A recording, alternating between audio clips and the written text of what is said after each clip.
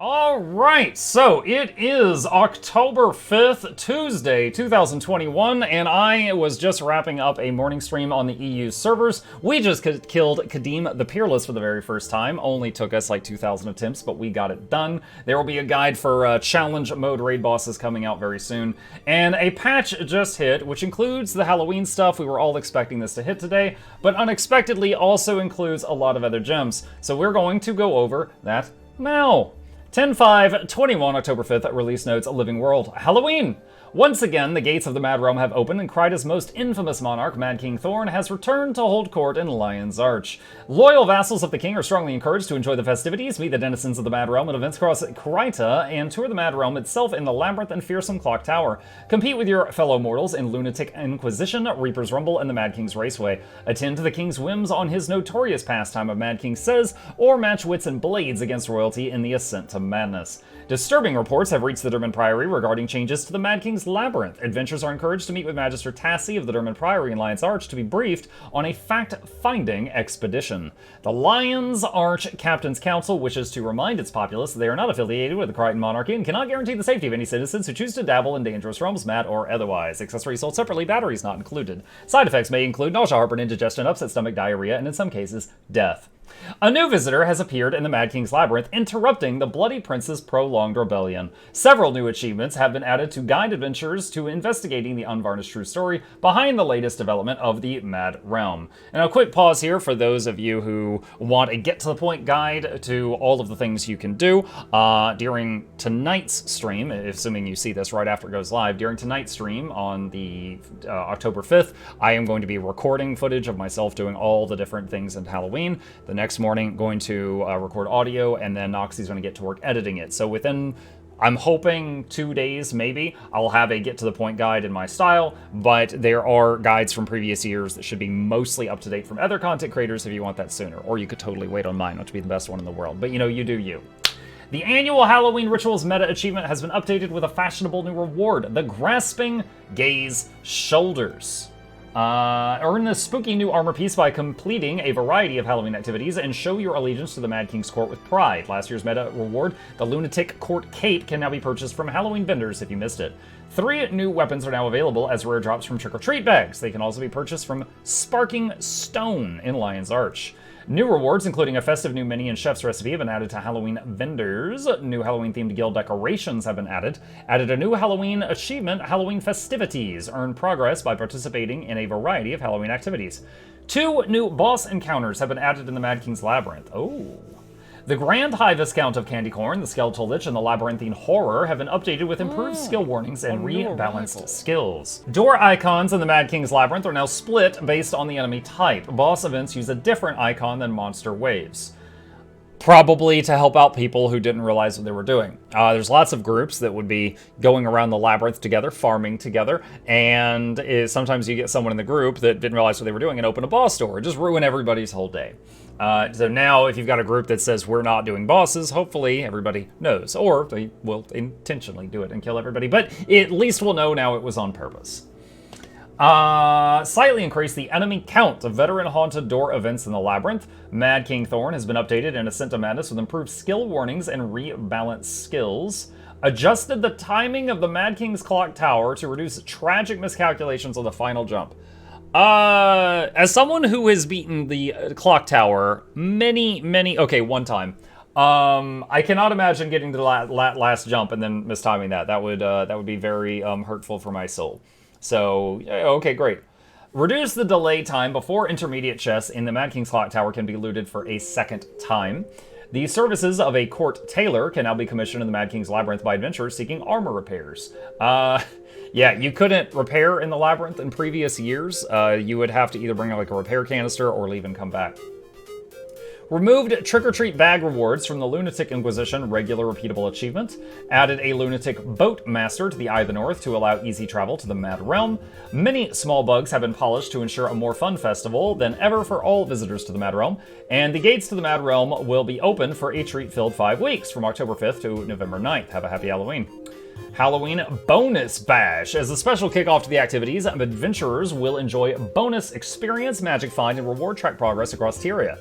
In addition, adventurers at or above level 10 who seek out the Mist Stranger in their starting map during the Halloween Bonus Bash event can receive a once-per-account choice of class-appropriate main-hand weapons that scale in power as they level. Oh.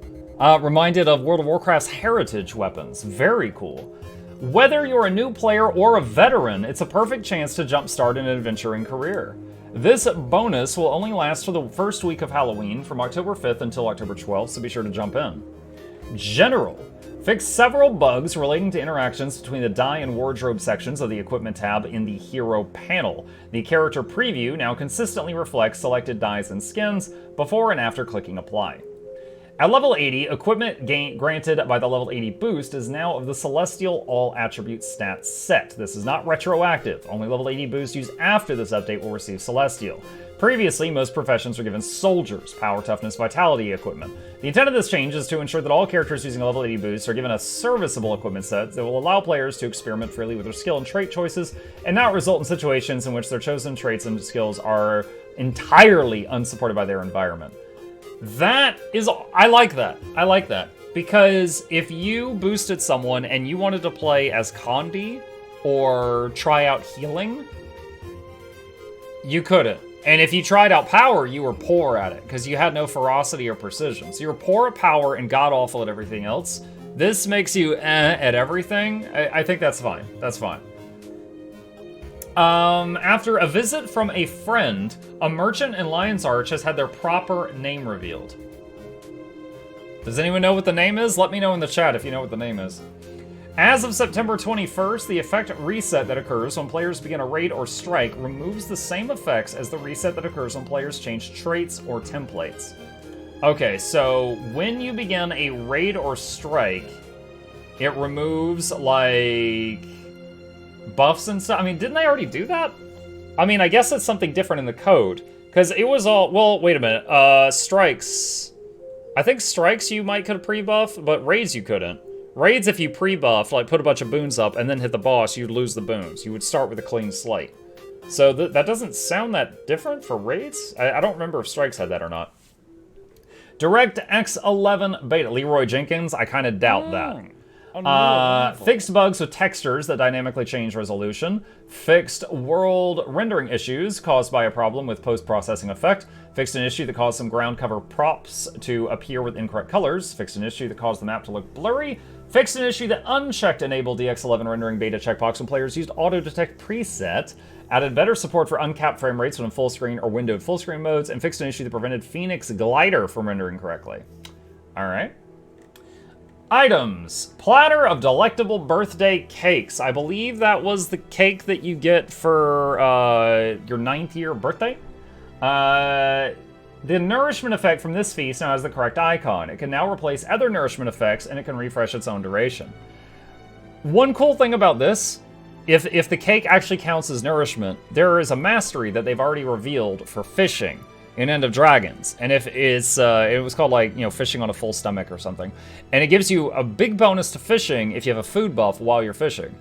That means if you've got the infinite use birthday cake, you can easily infinite keep up the fishing mastery bonus. I mean, it's not like a huge game-breaking thing, but it's just like for free, you can keep that buff up all the time. Fixed a bug in which the Mist Offensive Potion would mistakenly increase the condition damage stat total by a percentage. In addition to the intended increase to outgoing power and condition damage, this bug allowed condition builds to double dip on the benefits of this potion. I did not even notice that happening. Okay. Fixed a bug that allowed the benefits of multiple on-weapon swap sigils that have added on an effect to your next attack, such as Leeching Doom and Vision, to be used simultaneously under certain circumstances.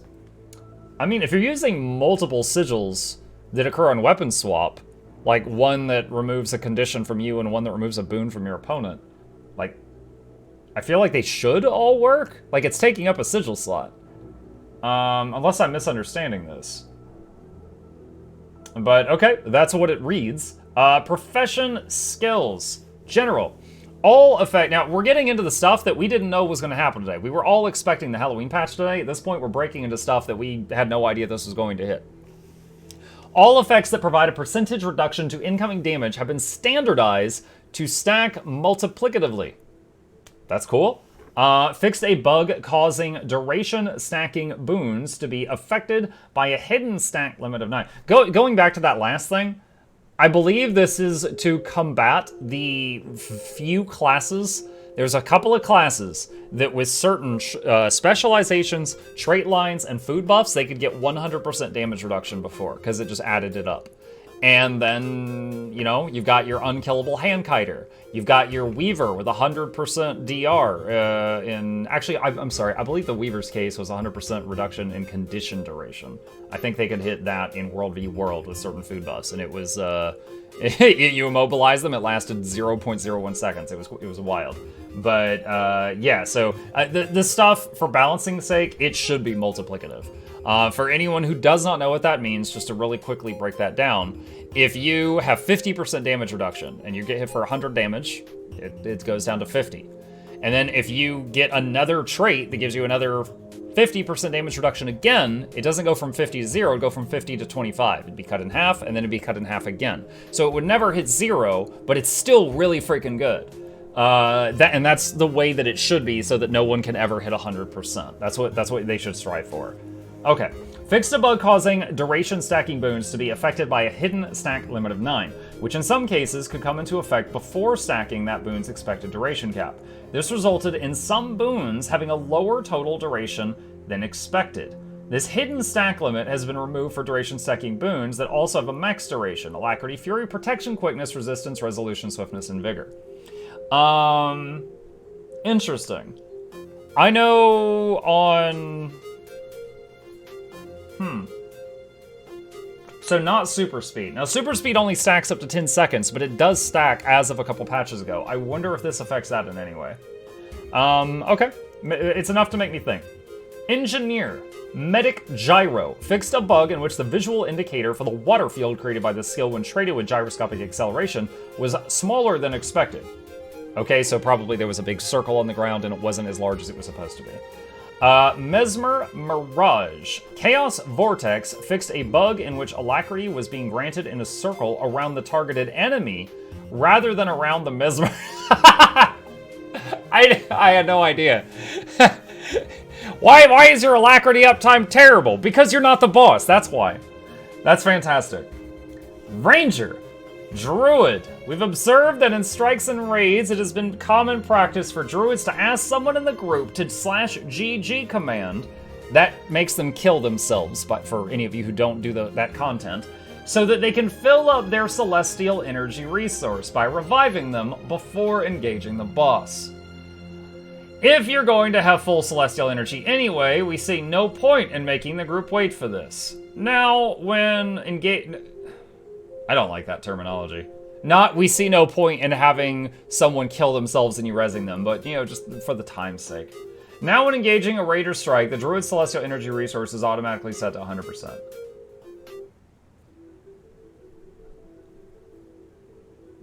Okay, first of all, let's get this out of the way. That's great. That is a good change. I've been joking. I literally have, like, funny moments videos where I joke about, like, a doctor asking a nurse to pass out so he can slap her awake so then he can heal a patient. I've been jabbing at this for, like, 2 years. And it's been like this for, like, 6 years or something. It's always been a thing for anyone watching this who knows nothing about druids. They have like an energy bar, and it fills when they do damage or heal, but way faster when they heal. And so what you would have to do is have someone /GG, they would die, and then you would hit the F key to revive them, and as you revive them, your bar would fill up. And then your bar's full, and you basically got to start the fight with energy. So it was common practice for druids to ask teammates to kill themselves so that you could slap them awake and then, you know, start off on the fight. That is a fantastic change. I will remind people, though, the reason I stopped playing Druid and started playing Engineer was because of a bug that I have sent them 8 videos of since March. And I've told at least 4 employees at ArenaNet. Grouch, the most recent, him twice. And I've posted on their forums. I posted 8 videos of it in action. And it's when Glyph of the Stars just interrupts itself. And I've got videos of it happening to other people, not just me. You know, any of you that just play like a class with a channeled spell, I know Warrior, I believe Axe 5, where they spin like a Beyblade does it sometimes. You click the button, the channel starts, and then it just stops. It's as if you hit the escape key, but you didn't.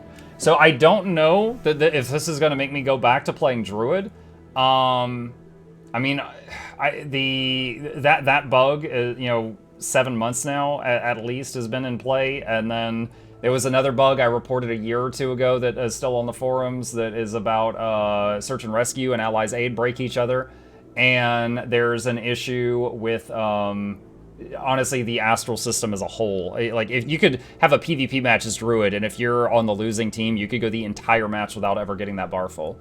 Like, the class has 1 design problem and 2, like, breaking problems that haven't been addressed in so long. I don't know if this will be enough to make me go back to it. But this is good. This is good. I'm hoping they address some of the other stuff that keeps me from going back to my favorite class. Black Lion Trading Company Gem Store. Black Lion Chest. The Black Lion Chest has been updated to the Reaper's Vision Chest and can be previewed for a full list of its contents. Let me take a look.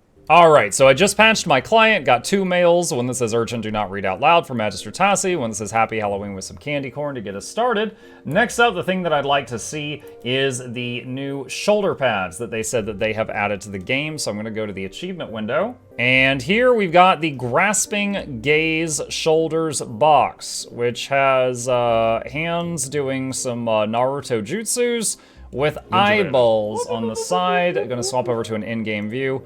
And, yeah, probably not going to keep these in my closet.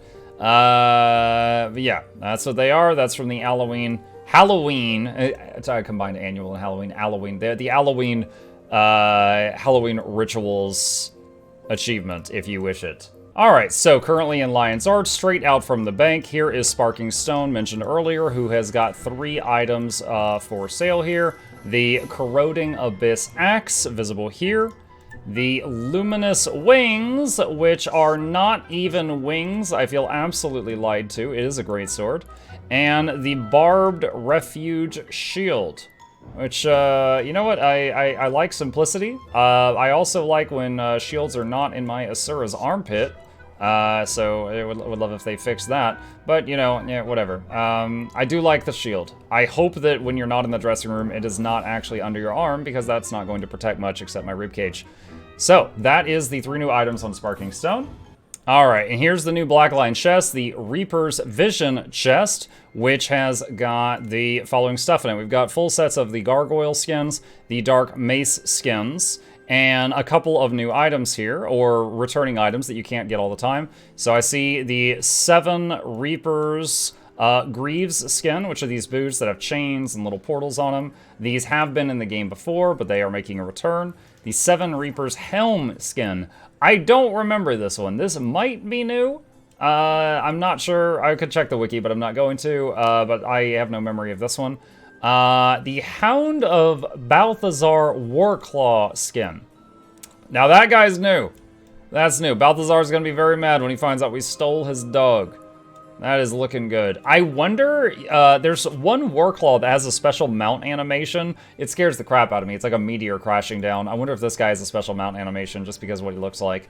Because they did already have the Hounds of Balthazar animations in the game. It probably was not made completely from scratch when they made that.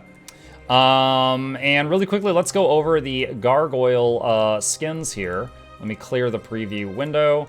And every single time I do a video like this, people tell me, why don't you just double-click the thing that allows you to preview without doing right-click preview? No, it doesn't. You're dumb. Stop. Stop. Just stop it right now. Just stop. Don't even comment it. Don't. I read the comments. Don't do it. So, that's the Gargoyle Warhorn. Torch. Sword. I like that one. Very sleek. Staff. Very nice. Shield. Scepter. I like how it's got a couple candles in it. You think it's a torch, but nope, bonk. Rifle. Pistol. Mace. Hammer. I like how the last thing you see is this thing coming at you, Mark II. Great sword. Focus. How does he hold that? Like that. Okay. Dagger. Short bow. Longbow. And axe. And then the other weapon set available in here is the Dark Wing set. The Warhorn. The torch. I'm a big fan of the Darkwing set. The sword and great sword are one of my favorites. There is the one-hand sword. Staff. Shield. Look at that etching. Scepter. Rifle. Pistol. Mace. Hammer. Great sword. Look at that. Oh boy. That looks so nice. I love it. The focus. How is that one held? Oh, that one's like on the back of your hand. Almost like a claw weapon. Dagger. Short bow. Long bow. Oh, it does like a little transformation thing. Yeah, like the wings pop out of the side when you draw it. Axe. And duck. Oh, I'm mistaking. There is no Darkwing Duck. Okay, so there's that. And we got the usual rare stuff. Some nodes, ultra rare, contracts, things like that. And yeah. And as I'm saying this, they just added some more. Like, literally, just now. Let's see. Late nodes. General. Fixed a bug in which players who pre-purchased End of Dragons and did not own any other expansion were able to create Revenant characters, but were unable to enter the game with them. I almost feel bad for them. Imagine they're genuinely a new player, they don't know anything about the game, and they're like, oh, this guy looks nice. Oh, wow, he's got power over schizophrenia. I love schizophrenia. And they make the Rev, and then ArenaNet's like, no! Delete that. Just swats him on the hand, takes the Rev back. No, you may not have. DirectX 11 Beta. Fixed a client crash caused when players viewed some vistas while using certain graphic settings. Fixed an issue that could cause the client to freeze. That's it. Just now, 47 minutes ago. Well, since I started recording this, we are very detailed, Campy Hunter. All right. And yeah, that is it. Nice to see a step toward fixing issues with the Druid. They've not shown up in patch notes much in a very long time. It is very nice to see that they remembered that they are there. This made me laugh. Halloween is out. Again, for anyone who is looking for it, I think Halloween is the last holiday I've not yet made a guide for. Noxxi and I are on it. We're working on it now. Give us a couple of days if you're waiting for it. Otherwise, there are some from previous years that are out there on the internet. They just might not have every last thing in there. Okay, with that, have a good one, and happy Halloween.